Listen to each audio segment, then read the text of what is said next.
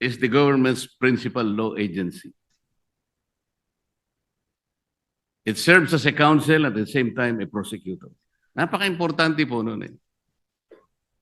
Ngayon, ang ating Prosecutor General will offer an opinion. His opinion will not even matter. We talk about the clear and unmistakable provision of the law. Wala pong sinasabing restitution.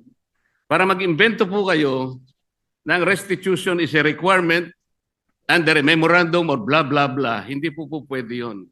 Because as a lawyer, we always say, the spring cannot rise higher than its source. The very source, Mr. President, is the law itself. Hindi po pwedeng memorandum o opinion ninyo mangingibabaw sa batas. Ngayon, nahihiya kayo na aminin nyo na nagkamali kayo. I don't care about it. I care about the public. They should not be misled and mistaken about your opinion. Nasa sa inyo po kung kayo'y magkukusang loob na magsasabi na nagkamali kayo o hindi. And you wanted to maintain your pride. Ayos lang po sa akin yun, Mr. President. Nakita ko po dito sa ating mga pinagbabasihang mga dokumento, ang DOJ pala, Mr. President, ay meron ding mga malalaking confidential funds. Magmula noong 2020, medyo maliit lamang yun, 193 million. Pumalo ng 216 million, 2021. Bumaba ng konti, 176 million, 2022. Umarangkada na naman noong 2023, 526 million.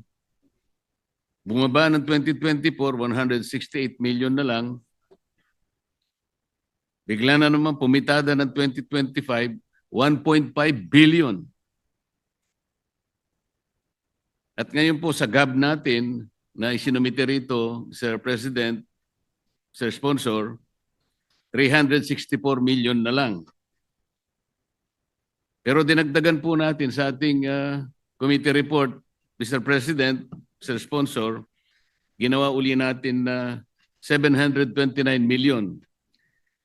Hindi ko po masyadong nasasakyan, Mr. President, kung bakit noong 2025, tumaas po ng 800% ang confidential funds ng Office of the Secretary of Justice.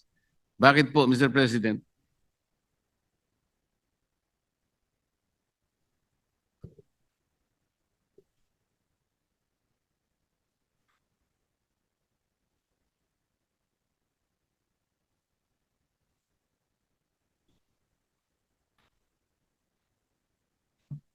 Tama ho kayo, Mr. Senator Marcoleta. Yung pag-increase po ng confidential fund sa Office of the Secretary, ito po ay request ng ahensya in the context nitong mga nangyayari ho sa atin ngayon sa flood control issues at mga iniimbestigahan ho nila. Ito po ay ginagamit nila sa pagkukuha ng mga information, pagkukuha po ng mga ebidensya, at ina-anticipate ho nila na in the following year, tuloy-tuloy rin po yung pag-iimbestiga ho nila. So in fact, during the if you remember, I think you were there during the budget hearing, isa po rin to sa mga tanong ko bakit from 1.1 billion yung confidential funds, bumagsak po siya sa 34 million. Dahil ang konteksto ho nito, ang daming iniimbestigahan, ang dami pong personalities na lumalabas. So after they realized na ganun ho talaga ang mangyayari, they requested for an additional 180 million, which we find reasonable in today's context. Mr. President, yung 2025 po na 1.5 billion, nauna na pong nailatag ito bago pa dumating ang iskandalo ng flood control. Paano po na project na darating ang iskandal? Ho yun, hindi iba ho yun. I was pertaining to the 2026 po. Hindi po, ang sinasabi ko yung... Ay, hindi 2025? Hindi ko po masakyan from 168 million ay naging 1.5 billion po noong 2025, lumundag po ng mahigit 800%. Hindi po pwede sigurong gamiting katwiran dahil nga naglabasa ng flood control. Wala pa pong flood control scandal nung ito po'y mailatag, Mr. President. Yung aking paliwanag, Mr. President, is for the 2026 budget kasi diretso ho namin kausap si Secretary Vida. And in fact nga, during the hearing, kung matatandaan nyo, sinabi ko, bakit ang liit considering na ang daming investigahan? So, nagmuni-muni ho sila at bumalik ho dito at humingi po ng 180 million. Pero po yung 2025 po, yung 2025 confidential funds, 1.1 billion doon ay congressional initiative. Yung kanilang original confidential funds was only 34 million. Dinagdagan po ng Kongreso. And ang konteksto naman ho doon, that time, iniimbestigahan po yung missing sabongero. Yung po yung pinaka high profile case at that time. May mga case build up na even before. Kaya ho, nag-request ho sila ng ganun amounts. Pero at this time, hindi na ho ganun kalaki yung kanilang ini-request. Ano po yung mga high profile cases na kinakailangan pong lumundag ng mahigit 800% ang inyong confidential funds? At kailangan ba na dapat ganun karami ang confidential funds ninyo para lamang makapag-usig kayo, makapag-imbestiga ng mga kaso? Ang tinatanong ko po rito, Mr. President, ay yung nakapagtatakang biglang pagtaas na lang eh. Na kung ipaliliwanag in general terms na kasi po merong mga high profile, hindi po natin masusukat sa pamagitan ng ganong klaseng pangangatwiran lang. Pondo po ito na bigla na lamang umakyat ng ganong kalaki.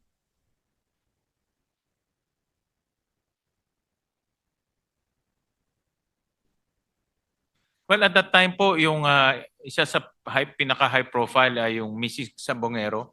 At alam naman ho natin prior to the flood control, ito talaga yung binibigyan ng malaking diin na isang tabi lang ngayon because of the flood control. But at that time, full force of DOJ ang nag-iimbestiga ho nito. At maraming headways na. In fact, nakita na nila yung mga patay sa Laguna Lake at yung mga buto sa Laguna Lake. So, yun po isa sa mga high-profile cases na inimbestigahan nila. Meron rin pong mga cases doon sa mga detention facilities ho natin, yung mga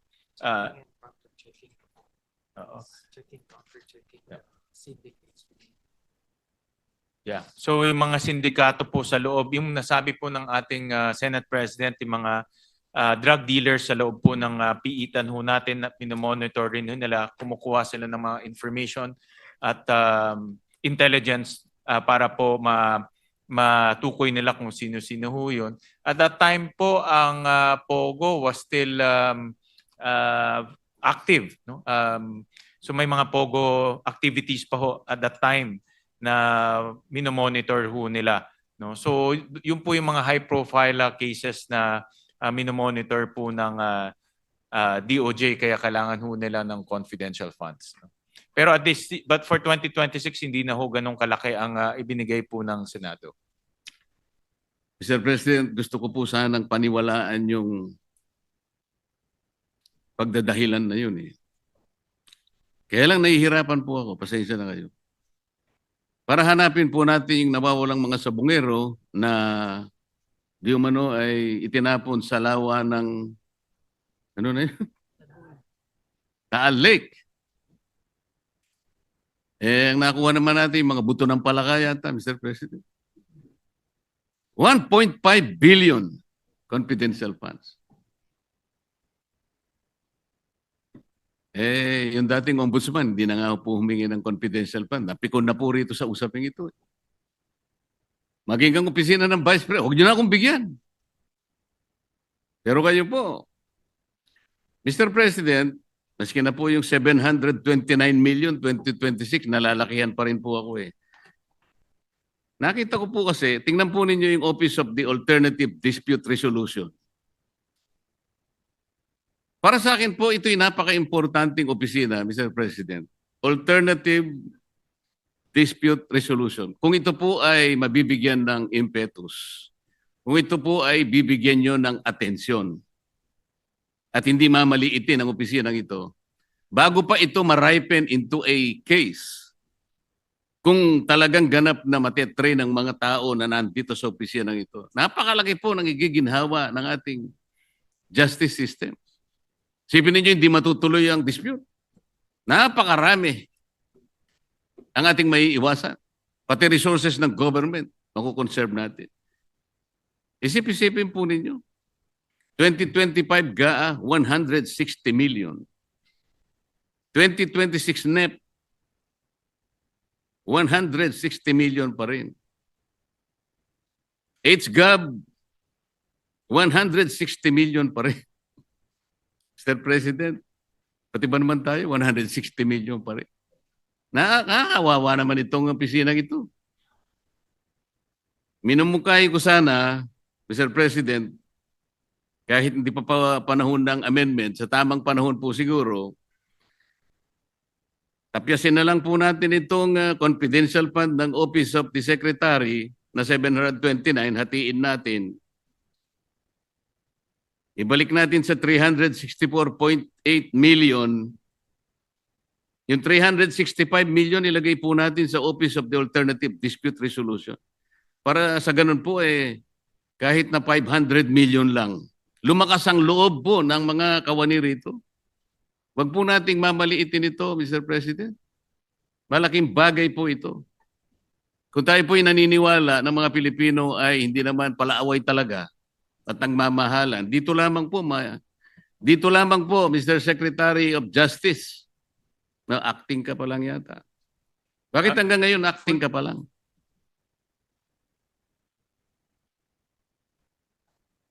Now, you're not supposed to answer that. It's addressed to the sponsor.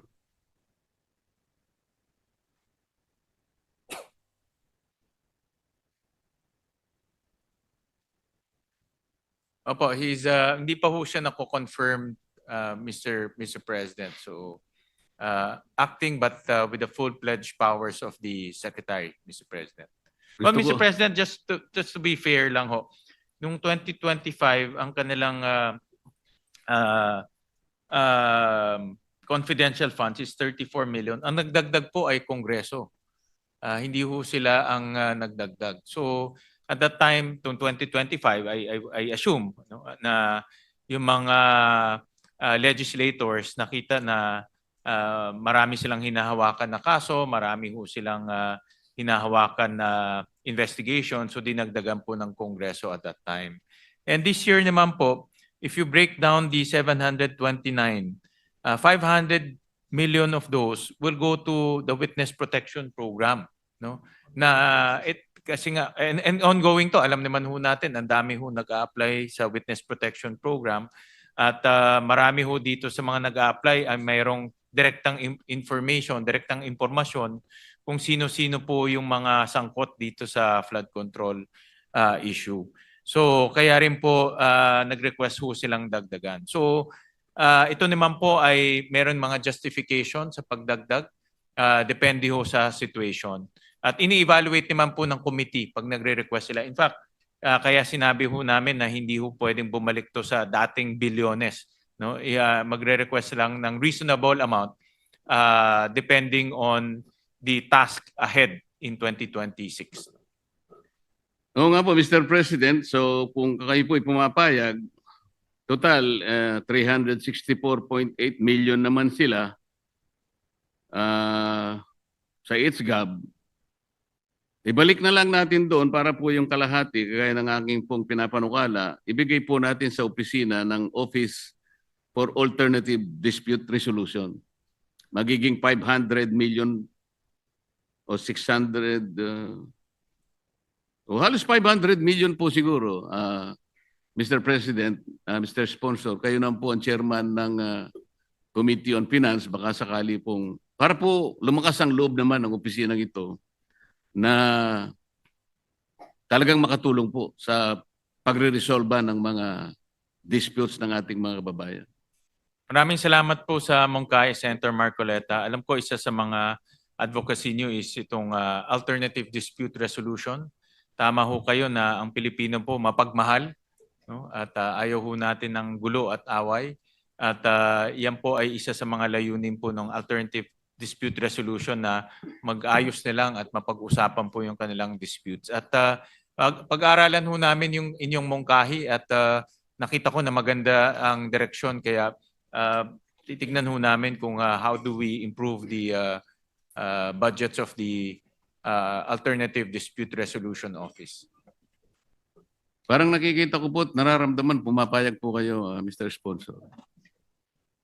Basta kayo po nag-suggest, sigurado Salamat po. po ako na ano ho yan, mahalaga ho yan. Salamat po. At saka pinaalala po nyo sa akin na naman yung WPP. Ayaw ko na po sanang puntahan yun. Pinaalala po ninyo, wala po Pasensya akong na po, magagawa. pasensya na po. Ito si Secretary ho kasi. No? So, Kasi alam naman po ninyo na nung nakaraang pagdinig ng Blue Ribbon Committee, nagtalo na naman po roon eh. Dahil po ipinipilit po ng Prosecutor General na isa pong mahalagang requirement nga raw po ang restitution para po ang isang aplikante ay maproseso. Ako po talaga ay hindi papayag doon kahit saan tayo makarating, Mr. President. Sapagkat ako po bilang isang abogado, naiintindihan ko po yung batas. Hindi po ako ang pinakamagaling na abogado. Siguro po ako'y karaniwan lang abogado. Ngunit, sa akin pong pagkakaalam, kapag hindi po nakalagay sa batas, huwag po nating ipipilit. Kahit ano po ang sabihin ninyo, General Prosecutor Padulyon, hindi po niyo ako mapapaniwala. Sa totoo lang. Ngayon, kung aaminin niyo ngayon sa pagdinig na ito, na tama ako at kayo ay mali, maihinto na po ang pag-uusap dito. Kung hindi, aabot po tayo hanggang madaling araw. pasensya na po, Mr. President. Nabanggit ko yung, di ko na babanggitin yung nabanggit ko. No? Napakahirap sagutin kung hindi ko naman banggitin yun. Pero Mr. President, nakikinig po ang DOJ, nakikinig po ang Prosecutor General at narinig ko po nung kayo po ay nagkaroon ng debate nung Blue Ribbon hearing at nakikita ko po yung inyong punto, sila rin po nakikita inyong punto at ito po ay kasama sa kanilang pag-aaral rin po at pinag-iisipan nila ho ito ng mabuti po at bibigyan ho tayo ng feedback later on. Kasi po, Mr. President, ang ini-invoke niya ron ay kahit na anong pilit ang gawin niya, kahit anong pamamaluktot at bending the law, hindi po mangyayari. Ang sinasabi po niya is Section 7 po ng Republic Act 6981. Ang sinasabi po roon, confidentiality of proceedings. Kasi tinatanong ko po nung panahon na yon, Mr. President, dahil nga pinipilit niya yung restitution, naalala ko, yung si Yusek Bernardo ay nabigyan ng temporary or provisional admission. So tinanong ko sa kanya, so nag-restitute ba ito? Ang sinasabi niya, ay confidential po yun. Saan ka naman nakakitang sagot na gano'n? Hindi po pwede yun. Gusto ba ni General Secretary Padulyon, Mr. President, babasahin ko sa kanya? Lahat ng indispensable requirements and even the additional requirements kung paano po mapoproseso ang aplikasyon. Ngayon, kung ito po madali lang ang gusto ko sabihin eh. Lahat naman po tayo nagkakamali. Hindi naman tayo sigurado sa lahat ng sinasabi natin. Talaga po ang tao ay nagkakamali. Yun ang pagiging tao. If he has the honor to at least amend himself, sabihin niya lang na naipagkamali ko po yun. Tatanggapin ko na po yun. Ihinto na po ako rito. At hindi na natin pag-uusapan ng WPP kahit kailan.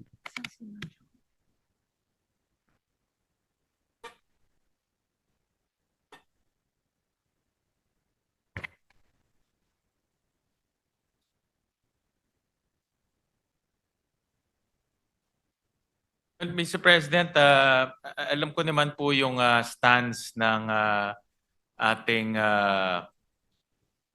kasamang Senator Marcoleta at narinig ko nga yung inyong debate ng Blue Ribbon hearing. Very clear naman po sa akin ang inyong posisyon.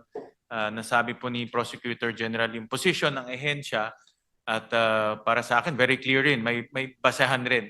At pero tingin ko baka mahirap ma-resolve ba ito ngayon dito, no? Kasi this is a difference of opinion and understanding. Ang suggestion ko ho ay bigyan ho natin ng panahon ang DOJ na pag-isipan mabuti ito, magmuni-muni. Nakikita ko naman ho pag sila ho pinag-iisip man, nagmuni-muni, bumabalik ho sila dito para magbigay ho ng kanilang komento o ideya. At hindi inaamin rin ho nila yung kanilang pag-a-adjust. No? For example nga, itong confidential funds, nung bumalik secretary, sabi niya nagkamali sila at kailangan itong pondo. So nakita ko naman yung ganun nilang ugali at hindi naman ho sila maninindigan kung mali ho talaga o talagang hindi tama po yung kanilang ginawa. No? At hayaan na lang ho natin bumalik ho sila sa kanilang dito po sa issue na ito. Ang DOJ po, Mr. President, is the government's principal law agency. It serves as a counsel at the same time a prosecutor. Napaka-importante po nun eh. Ngayon, ang ating Prosecutor General will offer an opinion. His opinion will not even matter. We talk about the clear and unmistakable provision of the law. Wala pong sinasabing restitution. Para mag-invento po kayo ng restitution is a requirement under a memorandum or blah, blah, blah. Hindi po pwede yun. Because as a lawyer, we always say, the spring cannot rise higher than its source. The very source, Mr. President, is the law itself. Hindi po pwedeng memorandum o opinion ninyo mangingibabaw sa batas. Ngayon, nahihiya kayo na aminin nyo na nagkamali kayo. I don't care about it. I care about the public. They should not be misled and mistaken about your opinion. Nasa sa inyo po kung kayo'y magkukusang loob na magsasabi na nagkamali kayo o hindi. And you wanted to maintain your pride. Ayos lang po sa akin yun. Maraming salamat po, Madam President. Thank you to Senator Marcoleta and loud and clear po ang inyong saloobin at I'm sure that the DOJ will take note of this and reflect on your comments. Thank you. Thank you po.